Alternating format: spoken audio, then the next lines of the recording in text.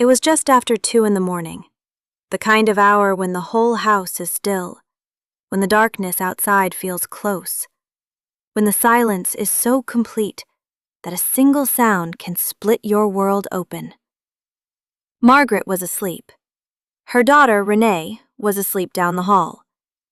The younger children had been in bed for hours. It had been 11 days since the funeral. 11 days since they had buried Daniel, husband, father, the man who had fixed every broken thing in that house, the man whose jacket still hung by the door because no one could bring themselves to move it. Grief had settled into the walls of that home the way cold settles into old wood. Heavy, stubborn, impossible to warm away. And then the phone rang. Not Margaret's phone, not the house line. Her phone. Her personal cell. The one Daniel always called when he was on his way home. She reached for it in the dark, her eyes barely open, her mind still somewhere between sleep and the waking world. She saw the name on the screen. She saw it, and the air left her body. The name was Daniel. His number. His contact. The little photo she had never deleted. Him smiling at a backyard barbecue 2 summers ago, squinting into the sun. She answered. She doesn't know why she answered. She will tell you herself that she has asked that question 1,000 times since. But she answered. There was nothing. Not quite silence, not the clean silence of an empty line. Something else. A faint texture to the air on the other end. A low, barely there hum. The suggestion of distance. Like standing at the edge of a field at night and hearing the wind move through something far away. She said his name. She said it again. The call ended. Margaret sat up in her bed. The room was dark. The clock read 2:17 in the morning. Her hands were trembling. Her phone, still in her grip, showed the call duration. 22 seconds. She told herself it was a mistake, a glitch. Someone had found his phone. Someone had pressed the wrong button. There was an explanation. There was always an explanation. But here's the thing that Margaret did not know yet. Here's the detail that changes everything. Daniel's phone was not lost. It had not been found by a stranger. It had been collected by investigators at the scene. It had been cataloged, turned off, sealed inside a clear plastic evidence bag, locked in a storage facility across town. It could not have made that call. And yet, the calls were only beginning. To understand what happened, you need to understand Daniel first. He was 43 years old. He worked in logistics, coordinating freight routes for a mid-sized distribution company. He was not a man of drama. People who knew him used the same words over and over when they talk about him. Steady, reliable, quiet in the way that good men sometimes are. The kind of person who shows up early and stays late, who remembers your coffee order, who sends a text just to check in. He had been married to Margaret for 16 years. They had 3 children. He coached youth soccer on Saturday mornings. He had a standing lunch with his brother every other Thursday. He kept a small vegetable garden in the backyard that the kids had mostly destroyed, and that he tended to anyway, with patient, cheerful stubbornness. He was, by every account, an ordinary man living an ordinary life. That is what makes everything that followed so difficult to process. Daniel died on a Tuesday morning in early October. He was found in the parking lot of a storage facility about 12 miles from his home. His car was parked. The engine was off. He was in the driver's seat. There were no signs of foul play immediately visible.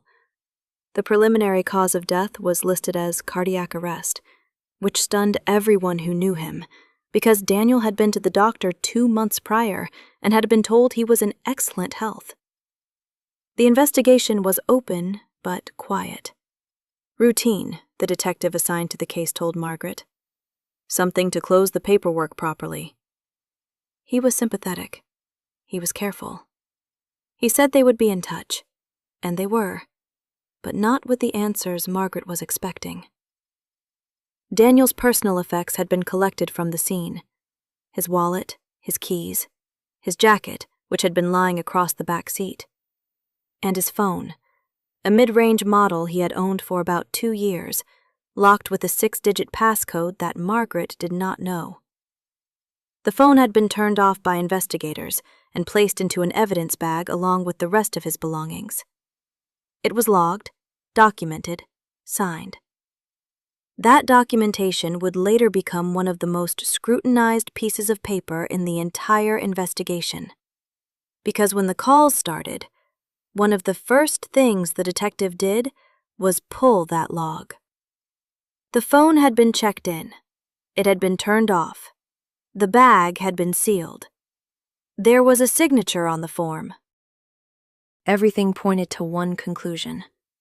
That phone had not left the storage facility, and yet something, somewhere, was making calls from Daniel's number. Margaret did not know any of this yet. She had not told anyone about the call from that first night. She was still telling herself it was a mistake, a glitch, a cruel coincidence delivered by the universe at the worst possible moment. But 3 nights later, it happened again. Renee was the one who answered the second time. She was 19, home from college for the funeral, staying longer because no one had said out loud that she should go back, and she couldn't make herself leave anyway.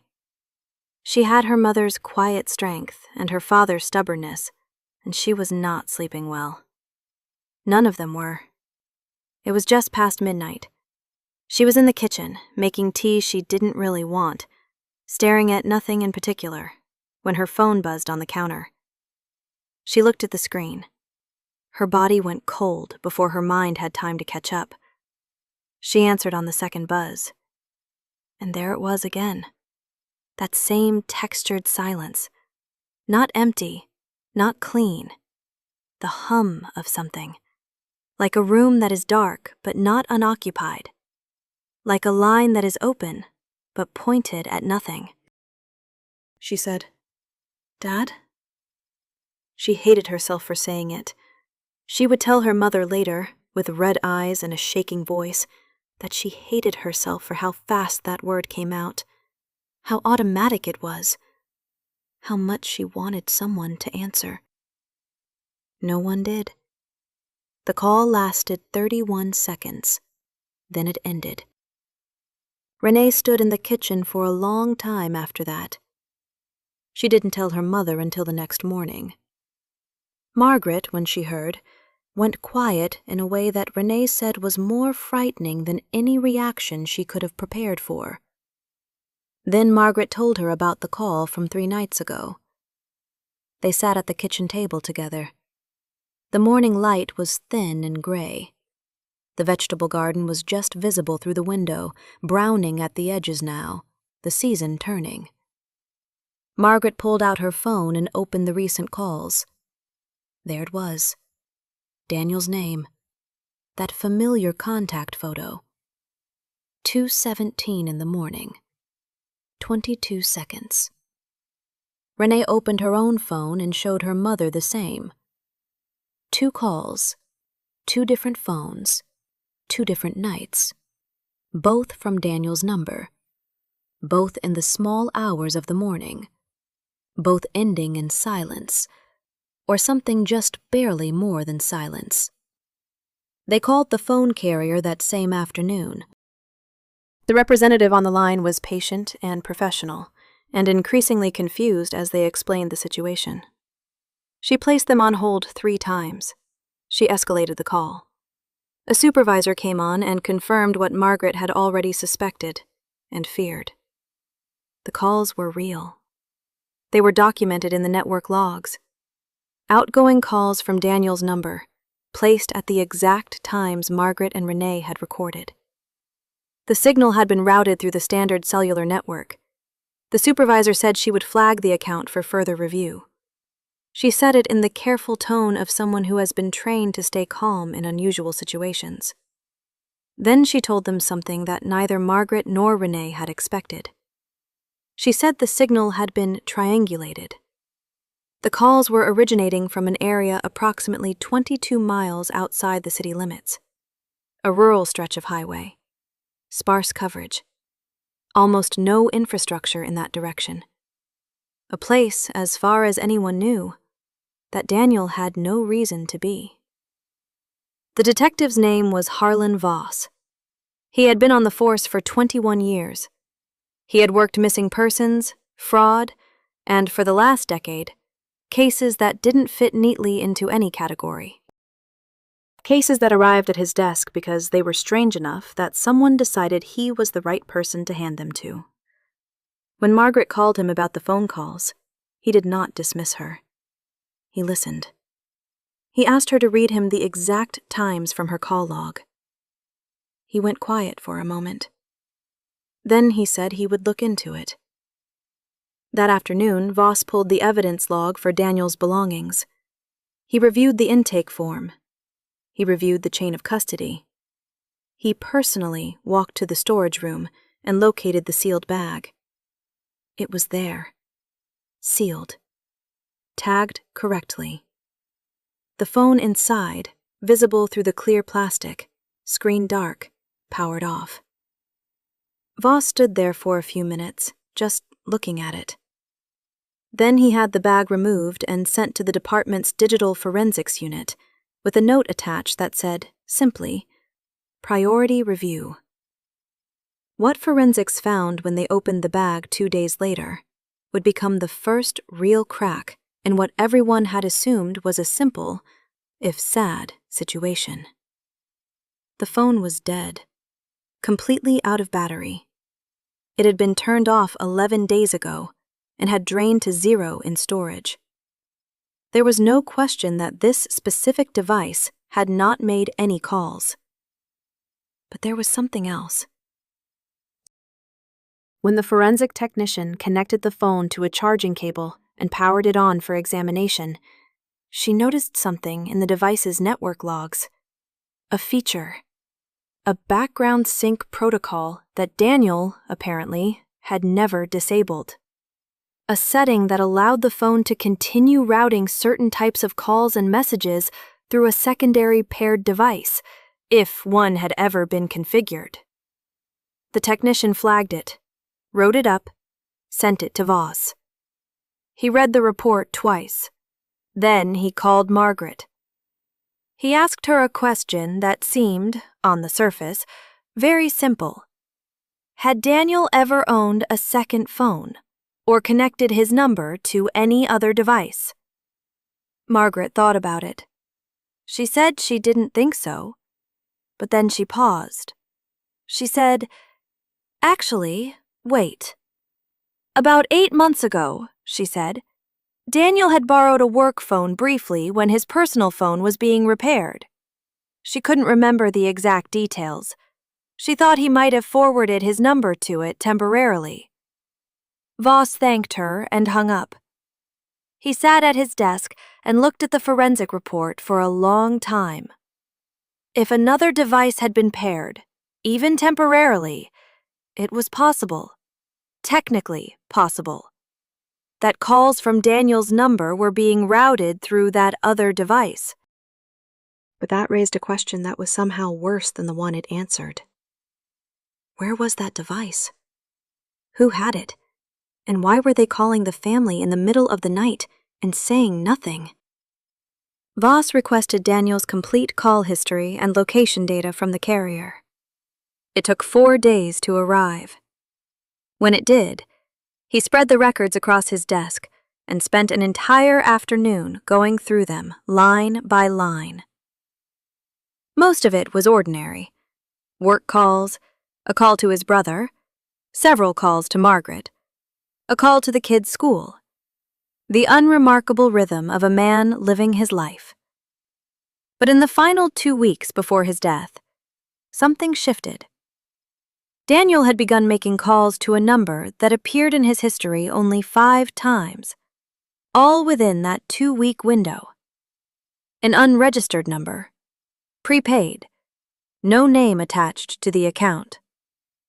When Voss tried to trace it, the number had already been deactivated.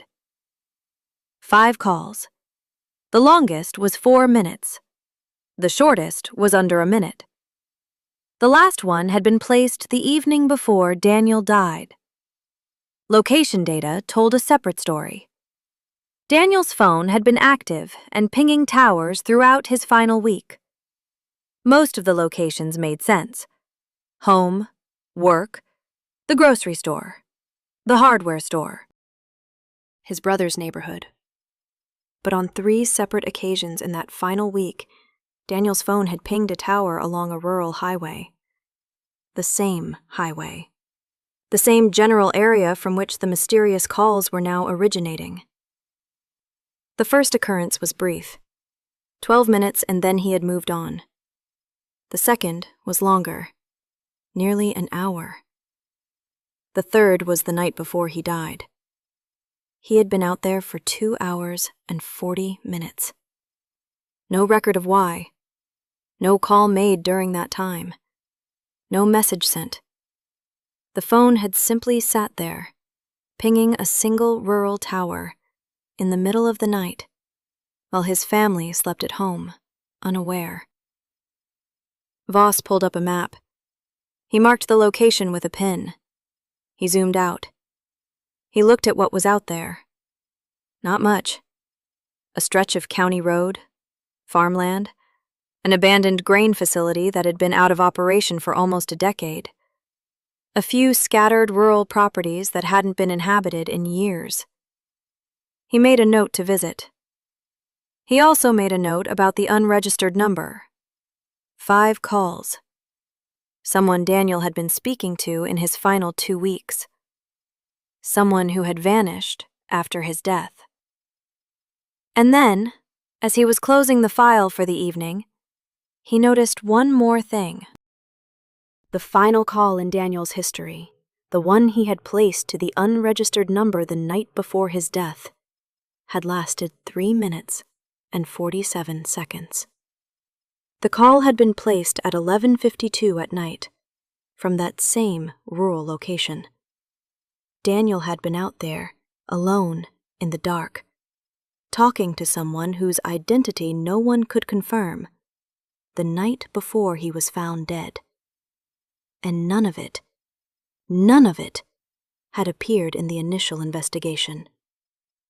Voss drove out to that stretch of highway on a Thursday morning. He had a thermos of coffee and a county map printed from the department's aging printer.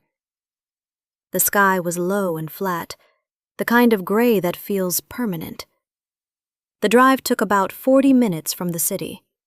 The road narrowed gradually, the suburbs thinning into strip developments and then into open country. He passed a shuttered gas station, a farm supply store with a hand-painted sign, and then nothing for a long time. Just fields and fence line and the occasional abandoned structure receding in his mirrors. He found the approximate area marked on his map and pulled off onto a gravel shoulder. He stepped out. It was quiet in the way that places far from cities are quiet. Not peaceful exactly, just empty. The wind moved through the grass on both sides of the road. There was a smell of turned earth and something faintly chemical that he couldn't place. He looked around. To his left, set back about 300 yards from the road, was the old grain facility.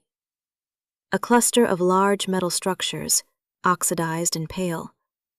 The kind of industrial bones that landscapes eventually absorb. A chain-link fence surrounded the perimeter. Most of it was standing. Some sections had been pushed inward by time, or weather, or something less patient. Voss walked toward it. The gate was padlocked. Old lock. Solid. Not recently disturbed. He walked the fence line and found a section near the back where the links had been peeled back, the edges bent outward and then folded, not broken. Someone had done that deliberately. Someone had wanted to be able to get in and out without cutting anything. He photographed it. He noted the direction of the bent metal, bent outward from the inside. Someone had opened it from within. Inside the fence, through the gap, he could see a concrete pad running between two of the structures, a few old pallets, a metal drum lying on its side, and something else. Caught on a rusted bolt near the folded fence section, a scrap of fabric, dark navy. The kind of material used in work jackets or cargo pants. A small piece, torn and weathered, but recently snagged by the look of the fraying. Voss bagged it carefully. He stood in the gray morning and looked at the facility for a long time. He thought about Daniel. Sitting in his car on this gravel shoulder, or inside this fence, or somewhere between. At 11:52 at night, talking to someone on a prepaid phone that no longer existed. What had brought him here? What had he been looking at? Voss walked back to his car. He sat for a moment with the door open, looking at the facility one more time. His phone buzzed. It was the forensics technician. She said they had found something on Daniel's phone, something in the deleted files. She said he needed to come back in. The forensic technician, a methodical woman named Petra who had a reputation in the department for finding things other people missed, had been working on Daniel's phone for 3 days. She had recovered partial data from the device's encrypted storage. Most of it was fragmented, incomplete. The phone had been through a factory reset at some point in the last 2 months, which had destroyed the bulk of the recoverable data. But not all of it. Petra had recovered fragments of 17 photographs. Most were corrupted beyond recognition. 7 were partially viewable. 4 of those 7 showed what appeared to be the interior of a large industrial space. Corrugated metal walls, concrete floor, low lighting. Blurred in most cases, as if taken quickly or at an angle. In one of the photographs, partially visible through a doorway or opening, was what appeared to be a row of wooden crates. In another, barely distinguishable, was a vehicle. Not the full vehicle, just the rear end. A dark panel van, older model, license plate not readable in the resolution available. Petra had also recovered fragments of 3 text messages, all from the unregistered prepaid number. The content was partial. Words and sentence fragments pulled from corrupted data blocks. They did not form complete sentences, but certain words and phrases had survived. The first fragment contained the words, "tonight," and "don't come back." The second contained, "they know you've been," and then nothing. The third was the most complete. It read, "This is the last time I can help you. Whatever you think you found, walk away. Please." Voss read the transcript 3 times. He set it down and looked at the photographs. The industrial interior, the crates, the partial van. He thought about the grain facility, the bent fence, the scrap of fabric. He thought about Daniel, a logistics coordinator, a man who moved freight for a living, who knew the language of crates and vehicles and distribution routes. He thought about those 5 calls to a number that had been scrubbed from the network within days of Daniel's death. A picture was beginning to form. Vague still, imprecise, but taking shape at the edges. Something had caught Daniel's attention. Something connected to that facility, or to whatever was happening there. He had told someone, or been warned by someone, or been found by someone. And 3 days after his final visit to that location, he had been found dead of what had been ruled a cardiac arrest, alone in a parking lot, 12 miles from his house. The case that had been moving quietly toward closure suddenly felt very different. Voss requested a full review of Daniel's autopsy findings, and he drove back out to the highway. Tracking the secondary paired device took 11 days, 3 warrants, and a considerable amount of cooperation from the carrier's fraud and security division. What investigators eventually found was not what anyone had expected. The device receiving forwarded calls from Daniel's number was a tablet, a mid-range model, registered to a business account under a logistics company name that sounded legitimate until you searched for it and found nothing. No registered address, no employees, no verifiable history. A shell, assembled efficiently and for a single purpose. The tablet had been connected to Daniel's number 8 months ago, during the period when his personal phone had been in for repairs. Whether Daniel had done this himself, or whether it had been done without his knowledge through a technical exploit, was never fully established. Investigators leaned toward the latter. The tablet had been transmitting from a location along that rural highway, not from within the grain facility itself, as Voss had initially assumed. From a vehicle, parked at varying points along a 2-mile stretch of that road, moving occasionally, never staying in one place long enough to be pinpointed with precision. Someone with the tablet had been in that area repeatedly, over a period of weeks, making calls from Daniel's number, to his family, in the middle of the night, saying nothing. The question of why took investigators in a direction they had not anticipated. Among the text messages recovered from Daniel's phone, there had been that third fragment. Whatever you think you found, walk away. Please. The person who sent that message had been trying to protect Daniel, or, at minimum, had known he was in danger. When investigators finally identified the owner of the unregistered prepaid number, through a process that took considerable time and a connection the forensics team made between the device's purchase and a specific convenience store transaction, they found someone who had also been at that highway location. The person declined to speak publicly, but through an intermediary, they confirmed one thing. Daniel had discovered something at that facility. Something he had documented. Something he had intended to report. The intermediary did not say what it was, but they said Daniel had been frightened. Genuinely frightened. And that in his final days, he had believed he was being followed. The tablet continued transmitting from the highway location for another 3 weeks after Daniel's death. And then, as suddenly as it had appeared, it went silent. Almost. The call stopped on a cold night in late November. There was no final call, no escalation, no dramatic conclusion. They simply stopped. 1 week there were calls, and the next week there were not. And the week after that there were not. And gradually the silence stretched into something that felt like an ending, even if it wasn't one. Margaret did not feel relief when they stopped. She had expected to. She had expected that when the calls ended, she would feel the particular kind of exhaustion that follows prolonged fear. But what she felt instead was something harder to name. A kind of suspension. As if the world had inhaled and forgotten to breathe out. Renee had gone back to college by then.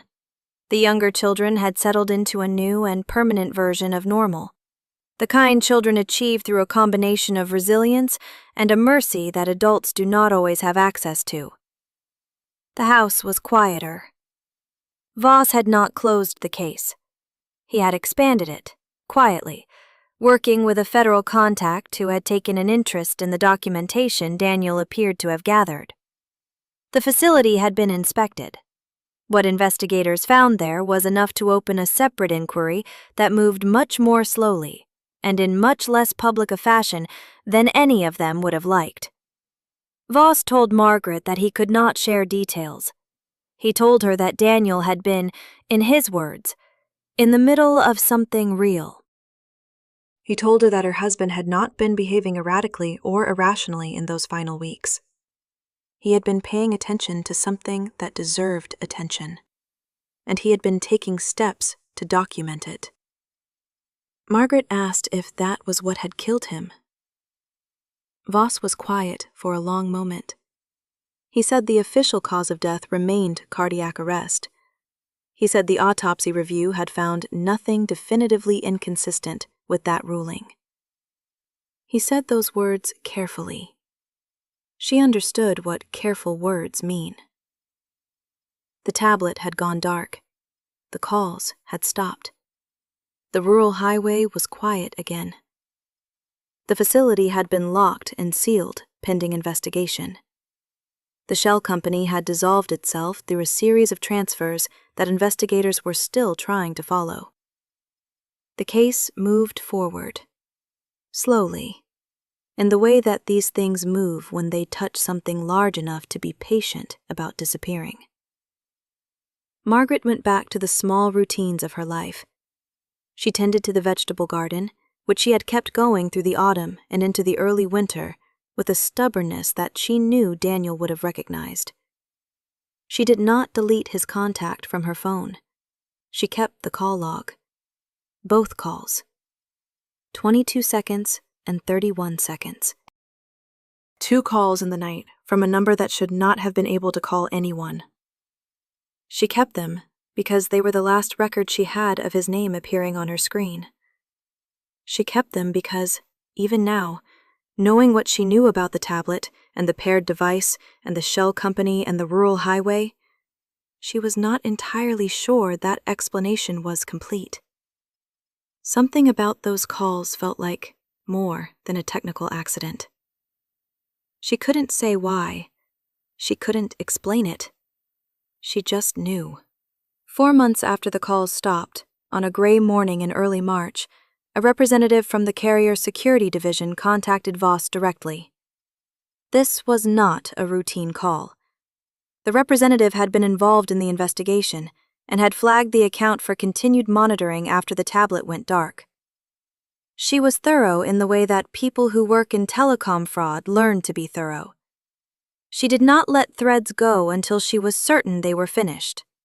She told Voss that the system had flagged an anomaly. One outgoing call had been placed from Daniel's number, not from the tablet. The tablet had been located by then and was in evidence storage. Not from Daniel's personal phone, which was also in evidence storage, battery long dead, forensically documented. From a third device. A device no one had known existed. The call had lasted 8 seconds. It had been placed at 4:49 in the morning. The signal had originated from a location inside the city, a residential neighborhood, not far from the house where Daniel had lived. The call had been placed to a number that investigators did not immediately recognize. It took them 2 days to trace it. The number belonged to a low-level employee of the shell company, someone who had been interviewed once in the early stages of the investigation and who had provided a cooperative, unremarkable statement and been released. When investigators went to speak with her again, her apartment was empty. She had vacated it, according to neighbors, sometime in the previous week. No forwarding address, no indication of where she had gone. The call had lasted 8 seconds. 8 seconds is not long enough for a conversation, but it is long enough to deliver a message. What message was passed in those 8 seconds? No one knows. The call contained audio that the system recorded as ambient and unintelligible. Background sounds. Movement. Nothing that could be clearly identified. Voss sat with the file for a long time after that. He looked at the timeline he had built across months of work. The calls to the family, the facility, the crates, the van, the deleted photographs, the text fragments, the shell company dissolving, the tablet going silent. And now this. One last call. A device no one had found. A message delivered to someone who then disappeared. Margaret does not know about this final call. Voss has not decided whether to tell her. He thinks about Daniel in those final weeks, paying attention to something no one else was looking at. Driving out to a dark highway in the middle of the night, photographing things through a bent fence, taking notes that were later erased. He thinks about the word careful, about what it means to be careful when you are standing at the edge of something you do not fully understand. He keeps the file open. He keeps it on his desk, not filed, not closed, not resolved. Because something about this case feels like a door that was shut, but not locked. And doors that are shut but not locked have a way, in Voss's experience, of opening again, when you least expect them to. In the small hours of the morning, when everything else is quiet. The world is full of secrets waiting to be uncovered. Make sure to subscribe, turn on notifications, and join me as we explore the stories that hide in plain sight. Some of them might haunt you.